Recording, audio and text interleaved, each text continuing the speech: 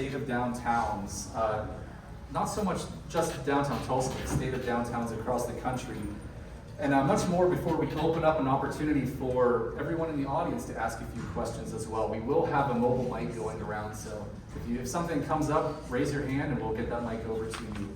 But before we get to that point, Blake made a little mention earlier today, and when you and I were talking earlier, you spoke about Jane Jacobs and Rise, and I'm sorry, I almost said Rise of the Creative Class, but Jane Jacobs' teachings, which is something that I read at the very beginning of urban planning school, and I have a postcard in my office that talk about streets and public spaces are the arteries and veins of the cities that we have here. And it's funny that you mentioned it, I think referencing some of your education and training, because I was thinking about 20 years ago, in undergraduate studies and graduate studies, reading Rise of the Creative Class for the first time and helping that inform some of my opinions and research and even my final project and thesis for graduate school. And I never imagined that there would be a time that you and I share a stage, so it's an absolute honor for you to come here to our community and to distill your knowledge and all this wonderful information on us. So thanks so much for joining us today. Thank you. I would love, as we get started here, if you're able to talk a little bit about your relationship and history with Tulsa and why you've spent some time here in our community over the last couple of years. Yeah, let me say congratulations, Brian, and congratulations to all of you. I love Tulsa. I'm still confused am I in the living room, the dining room, or the bedroom? That one's got me confused. I usually work in the living room with the laptop on my lap.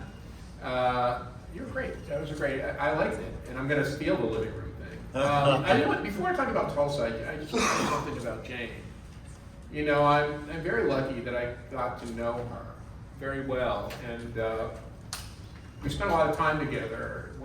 Even before I moved to Toronto, we spent a lot of time together, and she was just brilliant. You know, I mean, it shows that you certainly don't need a PhD or need to be an academic. She was just like a regular person from Scranton, Pennsylvania, who used her eyes to observe. And what we were talking about, and we'll get to Tulsa in a minute, is, you know, this is a woman who moved to New York after the war from Scranton, World War II, and started to look around and didn't like what she saw.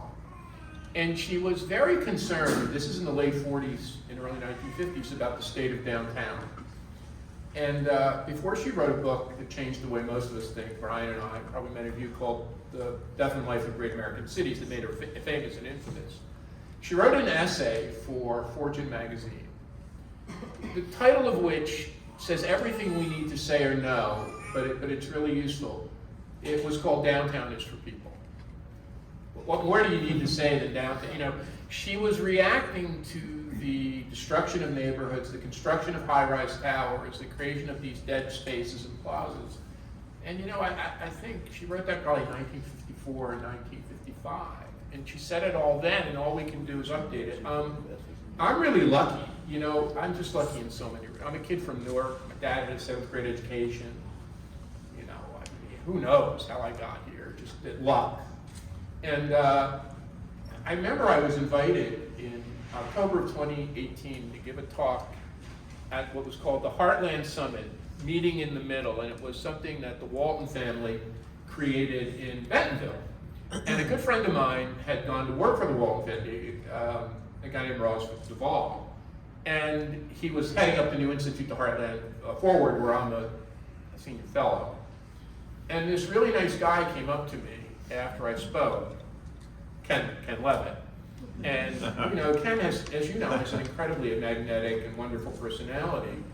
And he was like saying, "When do you come to Tulsa?" And I just stopped him and I said, "I've already heard about what's going on. Like, I'm an urbanist. I know what people are talking about. And people already, now I didn't know much more than I had heard lots of good positive things back in 2018. So Ken invited me. I came. I can tell you the first place that Brandon, who picked me up from the airport, took me was here. The first thing I saw in Tulsa was here, this neighborhood, Black Wall Street or Greenwood District. I learned about the history of the race massacre that morning, which was my first, think about it, what I do, and that was my first, and then we spent time, and you know, I felt so honored to become part of what you've been doing. So I've spent I've been here for coming here for 5 years. You know, the other, That's a long time, and I've learned a lot about your community, and I think the progress you've achieved is just remarkable. appreciate that. You know, the other special thing about 2018, that's when I moved here. That's exactly, and I met you then. I met you in the mayor's I met office, in the mayor's office at that point, you're absolutely right. with many others who are here today. Ryan and I others. think Cayenne expressed some joys in remembering how much I was fangirling over at the time as well. But you, 2018 was your first time here. You've been back many, many times. What is the work that you're doing in Tulsa right now? So, first of all, I've changed a lot since 2018. And what changed me, you said this, what changed me was living through the pandemic. And, you know, I wrote about this in March and April of 2020. And I said all this bupkis about people moving and leaving and the decline of New York and London is just silliness. I mean, New York and London and San Francisco, and great cities have survived far worse than the COVID pandemic. I mean, great fires and great wars and, you know, plagues, Spanish flus. I said then the biggest impact on our urban areas will be on downtowns. And it was quite clear to me, you know, having been an urbanist, that the way I say it is, really the last gasp of the industrial age was the packing and stacking of workers in vertical skyscraper canyons tethered to cubicle farms. Nobody ever liked it. Nobody thought it was good. People dreaded it, and the pandemic created a kind of way out of it. And it really forced me to think, you know, I'll be honest, as an urbanist, I paid attention to neighborhoods. You made this really important point. It's not a central business district, it's a central neighborhood. I never paid much attention to, you know, I was like Jane Jacobs, like big, soulless office canyons, people commuting, you know, you said that, Commissioner, you know, is dead, rolled up the sidewalks after 5. And it really made me think long and hard about what a downtown is. So I would say the majority of my work is thinking hard and working on. So, you know, I mean, I spent a lot of time, because I'm a kid from New Jersey, I spent a lot of time helping my friends in New York, and the commission that Dan Doctoroff and others ran on the future of New York's downtown. Spent a tremendous amount of time doing this in Nashville, in Miami, where I spent half a year in Toronto. I just came back from a big workshop on the future of DC's downtown. So that's where my thing is. And, you know, I think we're confronted in our field. You know, there are a lot of gloomy and doomy people in urbanism. You know, I don't know if they're like socially maladjusted. And, you know, this whole thing of the urban doom, like what the, sorry, I almost, urban doom loop, are you on planet Zing? I mean, cities are mankind's, civilization's greatest creation. They have been made and remade for millennia. If we go back to the beginning of human civilization, our densest areas were where we invented language and where we invented primitive tools and invented arts and culture and started writing on cave walls. Come on, it's where we learned how to trade and build industries that we're going to somehow, here in the 21st century, we're going to have an urban doom loop and cities, it's nonsense. But yet we're filled, and the major media blasted us. So, you know, I think, look, we have the best opportunity. I think downtown, if I look at cities over the course of the late 20th and early 21st century, our traditional central business districts have been the worst neighborhoods. The most sterile, the most monocultural, the most work only. You know, we like mixed use, we like diversity, we like activity, and the central business district has been the most, so I think this is the greatest opportunity to make downtown what it should be. Like, I think this is, in my life, 50 years of doing this, I can think of no better and more exciting time. It's a big project, and there's lots of challenges, and those challenges are, you know, having to do with homelessness and office vacancy and fiscal effects of this. But no, I think we have the opportunity to remake our downtowns, which are the most central and most important neighborhood in all of our regions, better. So that's what gets me excited. You're traveling, not just Tulsa, you mentioned DC, other Nashville, other cities around the country. because we always like to be told that we're pretty, we want to know, how are we stacking up compared to these other places? What are you seeing in downtown Tulsa, in the city of Tulsa, that's better comparative opportunity or a challenge that we need to work on? Well, you did it. The report does it. You know, you're lucky to have this organization. You're lucky to have people benchmarking and studying it and tracking it and using all of these advanced data, and then of course spearheading change. You need an organization like this to focus on your downtown's pretty big. A couple things that are really important just to set the baseline. And I didn't know this. So these are not common things. If I'm supposedly a leading urban, and I didn't know it, not a lot of people know it. People think that downtowns are about work. And I wrote a book. The title of it is Rise of the Creative Class and How It's Changing the Way we Work, Live, and Forge Community. Well, work makes up, in general, not just in Tulsa, about 20 to 20, commuter workers make up about 20 to 25% of all activity. This is across, if we take America's 25 or 26 largest downtowns. Residents make up about 15%. Visitors make up 60% of downtown activity. Now that was a big awakening for me. So that downtown isn't just about live work. In fact, the primary function of downtown is a place that people come to visit. And that's The really, living room. yeah. Blake's living room. Yeah. Blake's living room. Yeah, or maybe, what's the place in the basement where the kids go to have fun? That's not the fun room, but like the party room. Cellar dweller is The what cellar I room, say. yeah. But it's like, so I think, and I've been doing a lot of work on Detroit, and I'll tell you. And Detroit's been in the headlines a lot. I just did another interview with the Wall Street Journal about Detroit. They've done a lot to really, but if they had asked me, I would have given them the completely wrong-headed advice. I would have said, make your downtown a nice place to work and live, and of course those are all good things, a nice place to do things, and I would have said, the stadiums you want to build, the convention center you want to build, all these big ticket items, I would have done like these small-scale urbanism, but they were right.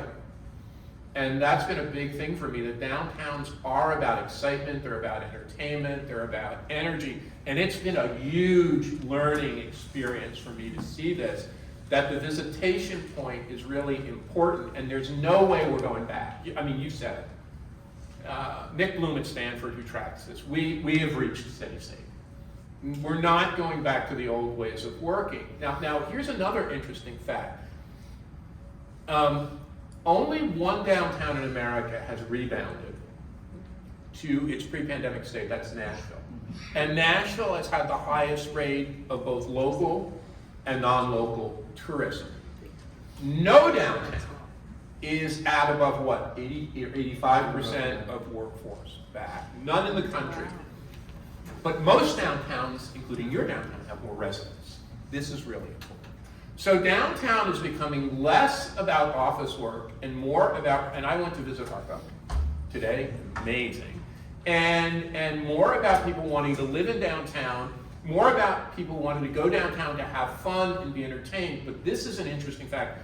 I'm a geek. So Gensler is a leading architecture firm. They collect data. They collected data on 92 downtowns in 50 cities across the world. They gave me the data. What's so interesting is that even though people don't like coming to the traditional office, if you take people who work from home, people who work remotely, or people who work hybrid, they come downtown to work but not in the office. They come to work in coffee shops, cafes, restaurants, to meet with their friends, and they come downtown more than once a week, but not to go to the tradition. So I think this is really important. And then what do you have? Especially, and I don't want to say there are others, but especially for a Western city, you have a history of wealth here generated in oil and gas and banking and other sectors that gave you a really beautiful downtown fabric. The likes of which you don't see in many other, if you take Austin or even Dallas or Houston or even Nashville, they don't have your building stock and your fabric. And you've also, because Jane Jacobs always said, new ideas require old buildings. New ideas require old buildings, because old buildings have large floor plates, they can be reconfigured, but most importantly, they tend to be affordable, right? So the other thing advantage that you've had is affordable old buildings, and you told me the statistic. The Gensler data suggests that about 30% of the US urban building stock, or office stock, is reconvertible to from office to residential. You told me that when they came here, half. Because you have these beautiful the older buildings, before World War II buildings, so generally the ones that are more convertible. So yeah, you have a great fabric. The other thing, which I think is worth talking about, although it's not your mission of today per se, I just completed a huge study of global waterfronts. Because Toronto, my own city's waterfront has been somewhat more abundant. There's some concern about making it less more abundant in Toronto. The connections between downtowns and waterfronts are becoming really important. And with the assets you have on the water, with the gathering place and the new lake and dams, it's a big opportunity when you think about the downtown and the waterfront as a new kind of expanded district where you can really generate a lot of activity and tourism and visitation. So I think you're well positioned. And then the other thing, you have such an incredible tradition of philanthropy. You know, I work typically with the George Kaiser Family Foundation, but as my friends there would tell me, that's not the only foundation in this city. And I think the legacy of philanthropy here, you know, and having lived in Pittsburgh for more than 20 years and having spent time in Detroit, I think where you have philanthropy that's highly embedded in the community, you have a real advantage in rebuilding and revitalizing your community and your downtown. A couple of points I want to go back on. I think the first is that waterfront piece and the assets that we have here. When I was talking before about the evolution of downtown, business versus residential versus visitor, that it's not an either or, it's an everything and all. I've heard concern in the community about, in the downtown community, we have these tremendous assets in Gathering Place, new riverfront investment, this new lake down on the riverfront. How is that not going to take away from everything that we have going on in downtown? So I would love to hear your thoughts on what it means to connect our 2 square mile district in downtown that's about 2 miles away from the riverfront and the Gathering Place, and make this a larger thought. So let's go back to your principle about shelving the name Central Business District. The idea of us, and there's a great book on this, it's by Robert Fogelsong. The subtitle is really important. It's called Downtown, Its Rise and Fall, 1880 to 1950. So Robert Fogelson, the greatest historian of downtown, believed that the traditional downtown was dead in 1950. And we've propped it up. We've propped it up, and the things I wrote about, the rise of knowledge work and the creative class, were all important to bringing it back.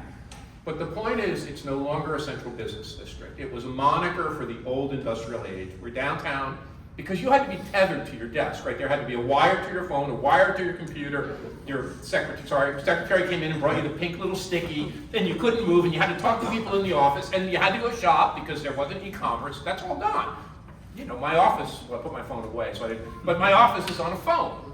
So you're no longer tethered to anything.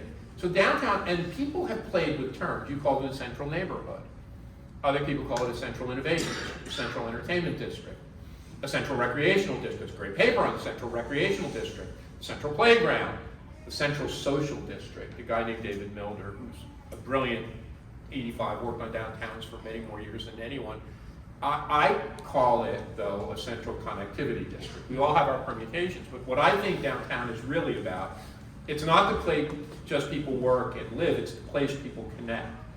What's happened, of course, is if you look at what's happened to downtowns across the country and the world, not only is a central business district an outmoded concept, downtowns have bled across its boundaries. So if you look at the most exciting parts of New York or London or Chicago, they're not in the central business district. They're in neighborhoods that are adjacent to the central business district. If I look at Toronto, many of our most interesting companies and high-tech companies are moving outside of the central business district to be on the water.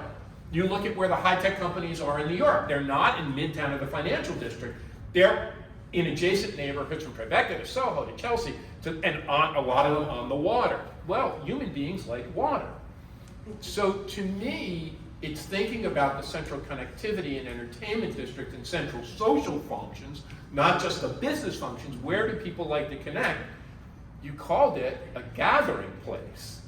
That's what this is. That it is your gathering place, and I think you need to think about all of those things together as a new kind of set of districts, set of neighborhoods. I was saying to Brian earlier, in DC they invited 4 firms to present, 2 architecture firms and 2 landscape architecture firms. And their issue was they get a lot of visitors on the mall, right? 20 million visitors a year, but no one goes to downtown. You know, it's all these old federal crappy office buildings with some lovely cultural institutions that anchor it. And I was just thinking about this with you. What they said was, we can take the mall, which is a giant green space, and extend that green space with green corridors and pocket parks. And I think a big part of what we have to do in downtowns is not just build more concrete, but you have to connect it with physical connections, bike paths, more walkability, and also greening. And when I saw the green, I mean, I almost think, I hate to use this analogy, but the gathering place is not just one place. It should be more than one place, and the green part of it and what it does so spectacularly should connect all the other things. And I think that's just something for you to think about as you grow. How do you connect this incredible asset with the historical architecture and the activities to this other asset that you have on the water and then the park that's bestride it?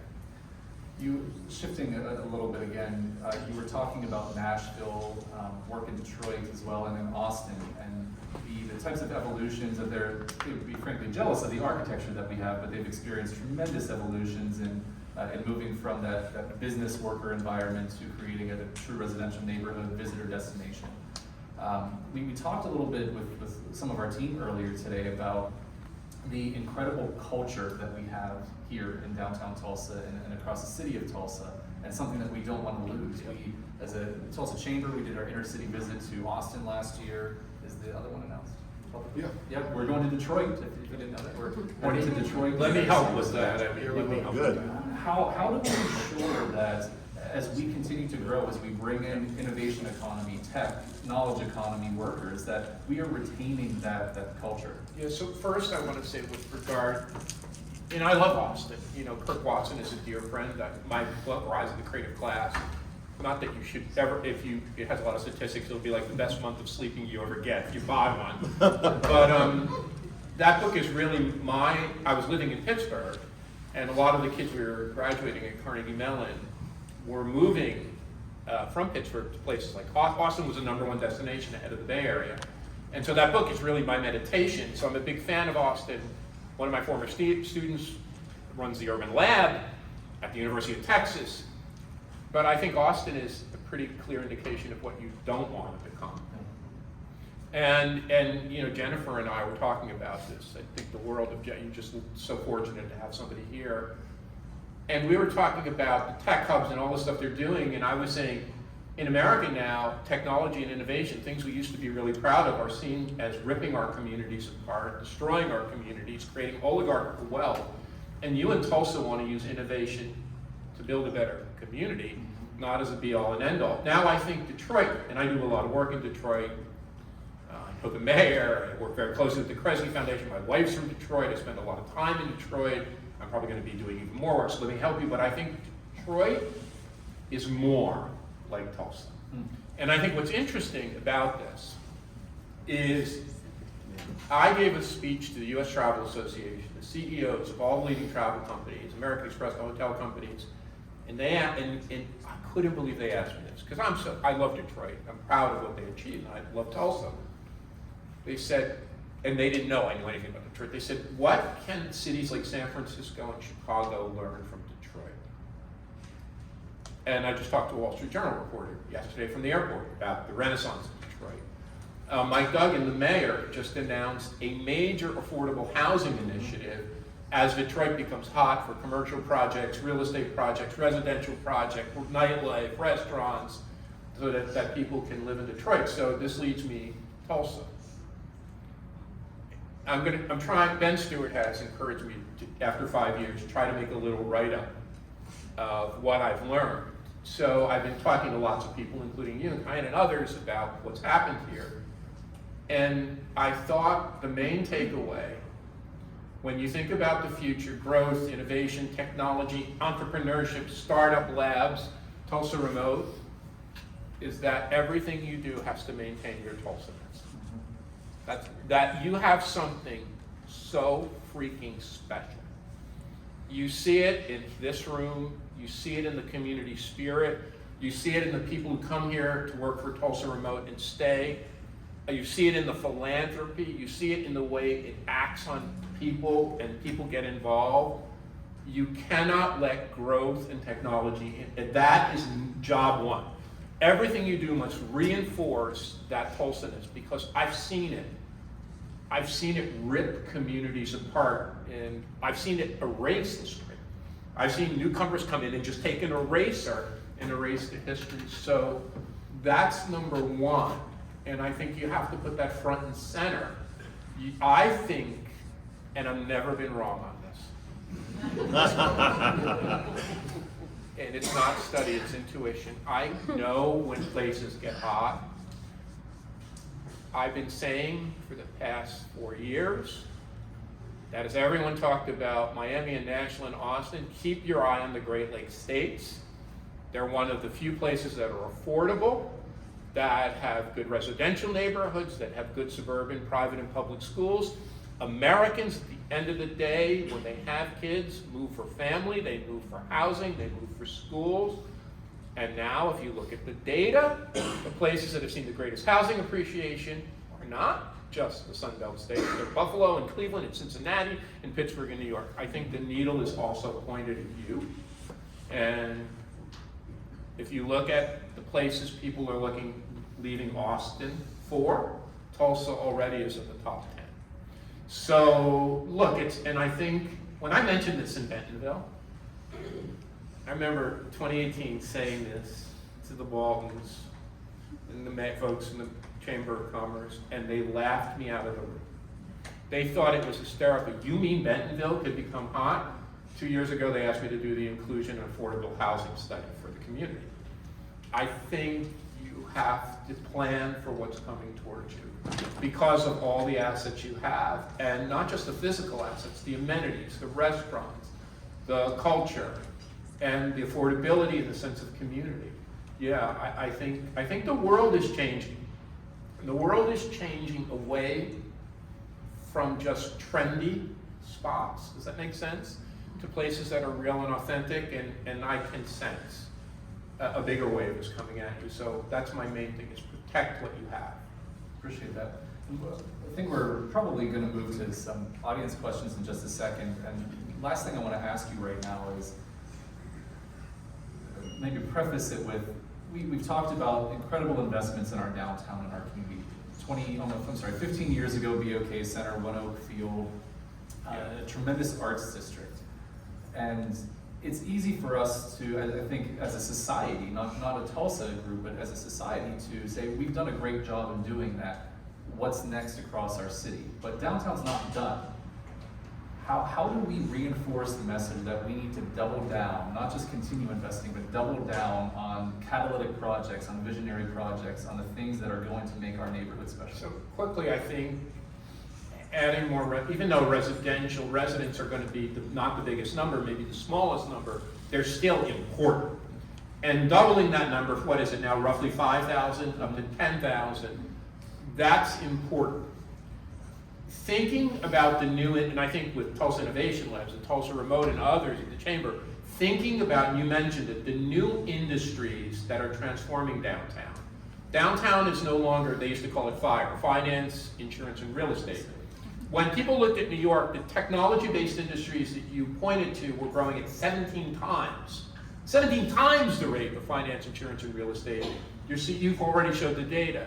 The medical, the biotech, the high-tech, the startup, all of that. So focusing, and you had good work done by McKinsey, but focusing on those growth clusters and the different kinds of space needs that they require. I think really thinking about, and I've said this is something I've said in Tulsa for the past 5 years. You are the world's laboratory for remote work. You have cornered the market on remote work. Thinking really long and hard about what is the real remote work ecosystem and becoming the world's laboratory for that remote work. What kind of third spaces people want? What are the technologies? How do people work flexibly? How do their home offices get set up? And becoming the world's laboratory for that. Thinking about the anchors you have, right? We think in urbanism about anchors. Those anchors used to be like big corporate headquarters. But big corporate headquarters, especially in smaller and mid-sized communities, they're consolidating, they're moving to bigger towns. So what are the anchors? Typically we think of cultural institutions anchored to a community. We think of medical institutions and healthcare institutions, educational institutions. As you go about this process of growing your own educational institutions, developing these new pathways and linkages between TCC and others, but attracting places like NYU, and I've been working hard on my former employer, Carnegie Mellon, making sure those institutions are anchored, encouraging more of them to move back downtown, thinking about the new anchors that you need. And then I said it, but I want to repeat it. I think it's hard to make downtowns family friendly. I think it's important to get your downtown to be family friendly eventually, but it's hard. It requires schools, but I think you can make downtown a family friendly destination. So thinking about the kinds of activities, nightlife activities are great, cultural institutions are great, but people with kids like to do things. And so, but I think it's a way of transitioning a downtown, which is more for singles and empty nesters, if it becomes a destination for families and families get more familiar with it. And in DC, we had long conversations about bringing community centers and group activities and family activities. We were just in London with our kids. And, you know, we went to the aquarium. I mean, there's all sorts of things. And then I think, importantly, and I cannot overemphasize this because of the magic you've created with your green space, and Gathering Place just was awarded the best open space or park in America. You told me this by USA Today. I think extending that through downtown, I think making sure that downtown, people like green, they like trees, they like shade, they like parks, they gravitate to this, and downtowns are surface parking lots and big buildings. Now you're not gonna, but, and I'll give you the best example of this, which you all know. When two gay men in New York City read my book, The Rise of the Creative Class, said they wanted to celebrate their neighborhood and make an old railroad line a park. And they called it the High Line. How wide is the High Line? The High Line's not as wide as this space, but they built it, and it's become the most magnificent tourist attraction. And what have they done? They didn't stop with the original High Line. They keep expanding it and using that High Line to connect other disconnected neighborhoods. And they've learned, you know, and they learned that it just isn't a spur for high-end real estate development, that they can use some of those revenues to make more inclusive development. I think thinking about this green part of your downtown and making it not only built up, urban environment, urban amenities and natural amenities together, yeah, I think then you have a slam dunk. Appreciate that. Who in the audience has a question today? Thank you, guys. Start in the front row over here. I don't know if we have a mic or not, but just shout. Sorry. In a city like Tulsa, where the vast majority of voters own private vehicles, get into and out of downtown in private vehicles, what is the path toward getting the economic resources of the city into transit instead of more parking? So, Did you all hear on that side over there? most people drive, there's political reality, how do you transfer from cars to transit? I want to start with something that struck me today, and Brian and I talked about it. I think we have a choice in America, and I think after the pandemic, people who are urbanists talk about a 15-minute city or a 15-minute neighborhood. That's a neighborhood where you can shop, you can take your kids to school, like you walk your kids to school every day, you can work, and what we did in America was stretch that all out with suburbanization. So we always lived and worked and shopped all together, but over the Industrial Revolution, we used these technologies of the car, right, to just pull that apart. And I think what Americans are searching for is a way to reintegrate their lives. That's what's going on. We're searching for ways to put our lives back together. Because what we like downtown, we just hate long commutes. So I think we have a choice between, can we create 15-minute neighborhoods? The other choice is a 1-minute city called My Giant Suburban House. I can have a 1-minute city. I can have 2 offices and a place for my kids' playroom and a gym in the basement, and I can get everything delivered from Amazon or Instacart, and we have an epidemic of loneliness. Our society's fracturing apart. We are social animals. We require connectivity. And so of course, we should do more of that in suburbs, and we should remake our suburbs for that, but downtown is the natural place to do that. The political reality is we're up against a lot of people who are making the case that the 1-minute city, a big suburban house filled with remote work and total isolation, is the way we should live. So we have to make the case, and I think we have to make the case gently. I don't think we can be too strident. And so we have to balance the need for transit and bikeability and walkability with the fact that, whether I like it or not, many people really like driving. I can tell you, because I looked at this in Toronto. Remember, before Donald Trump was, whatever you think of Donald Trump, Toronto, the city of progressivism, elected the original populist, Rob Ford, the mayor who was drinking scotch and doing crack on his desk. And I was like, how can this happen in Toronto? Like, they made a movie about him, like doing crack in his office. And he had this enormous support. What was the number one issue to get Rob? Because I looked at the data. Cars. The voters in Toronto who wanted a car and a house thought he was going to take their car, but that was the number one reason people voted for him. So I think we have to figure out a win-win where we don't want to be too, I agree with you, we don't want to be too strident and say we have to do away with the traditional suburban pattern of growth. I think we can say that we can make, and fortunately you have time.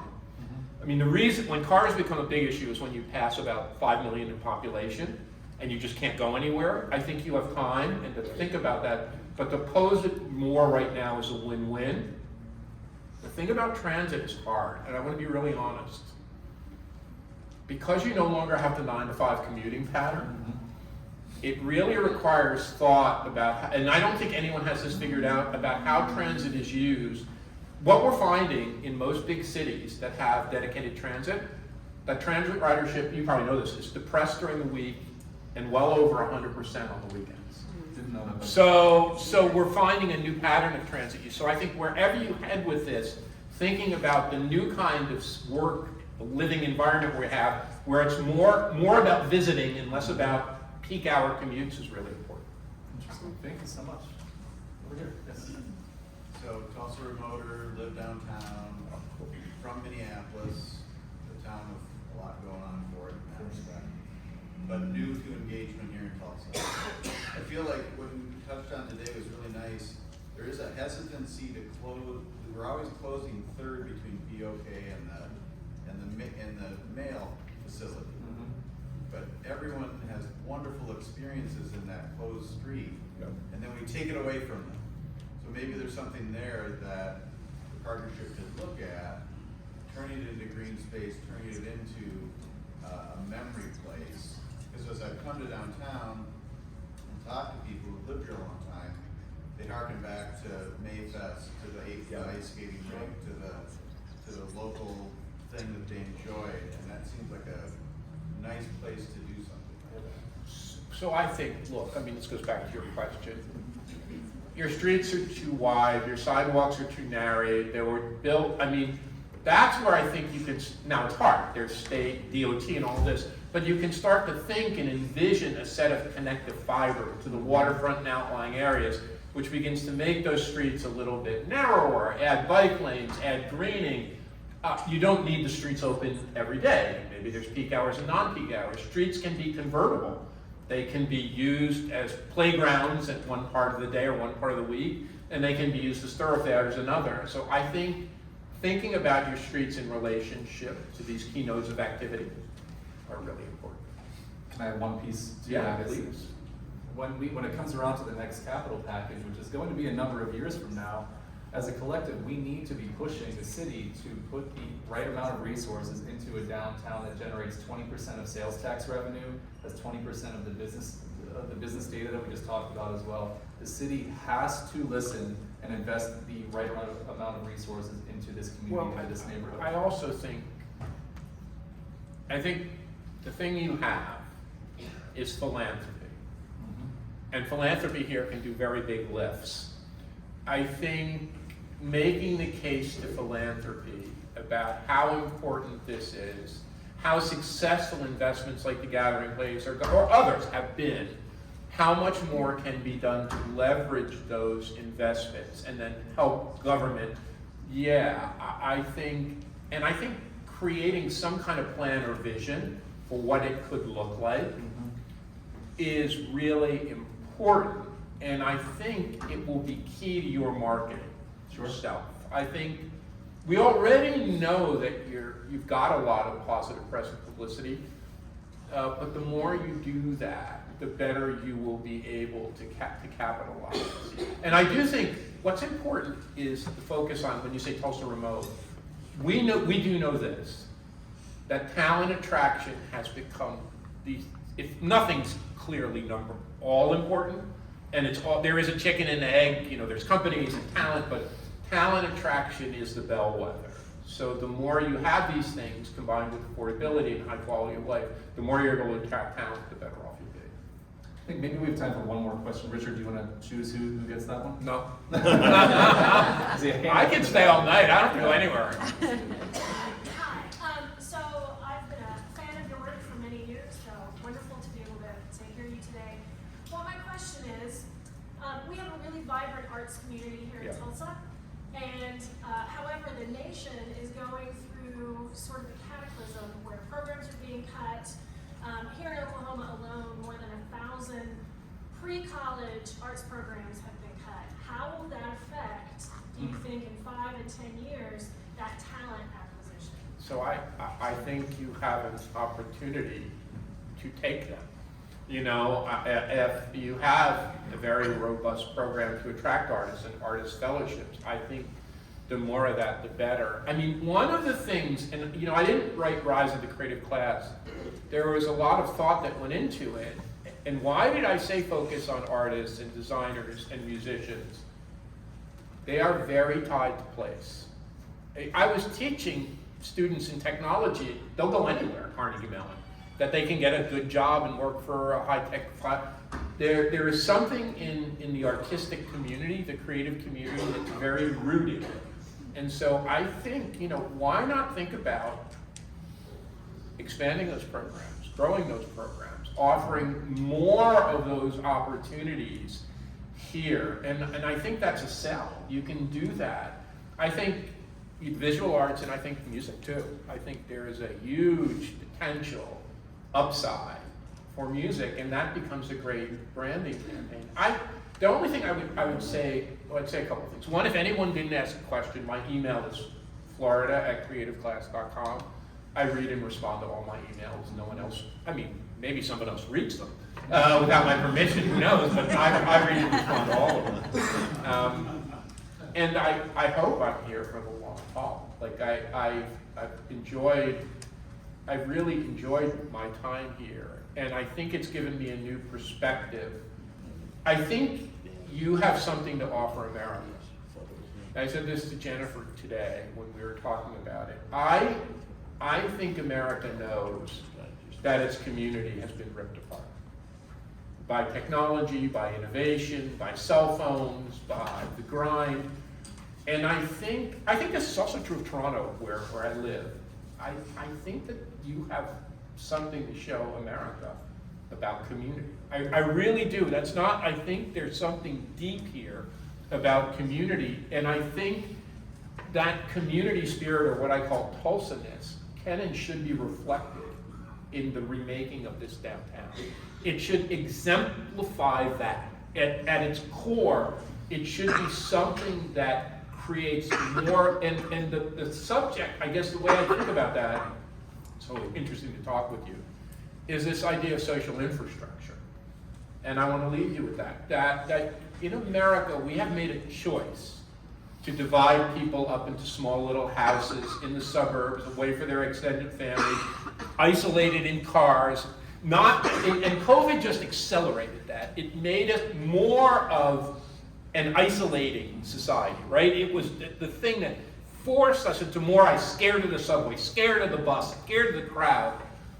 I think that creating an alternative to that, and that's a social infrastructure, libraries, cultural institutions, bike paths, parks, places where people can gather, downtown, living rooms.